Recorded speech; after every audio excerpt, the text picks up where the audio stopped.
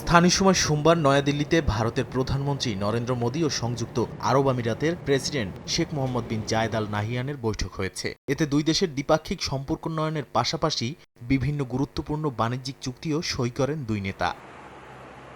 এতে আগামী ৬ বছরে ভারত আমিরাত দ্বিপাক্ষিক বাণিজ্য বাড়িয়ে দ্বিগুণ করার টার্গেট নিয়েছে উভয় পক্ষ। ২০,০০০ কোটি ডলারের বাণিজ্য লক্ষ্য নির্ধারণ করা হয়েছে। বৈঠকের ফাঁকি চূড়ান্ত হয় ৩০০ কোটি ডলারের এলএনজি চুক্তি। আবুধাবির রাষ্ট্রায়ত্ত প্রতিষ্ঠান এডনক আগামী ১০ বছর ভারতে সরবরাহ করবে বার্ষিক ৫ লাখ মেট্রিক টন তরলীকৃত প্রাকৃতিক গ্যাস। এর গ্রাহক হিসেবে থাকবে হিন্দুস্তান পেট্রোলিয়াম কর্পোরেশন।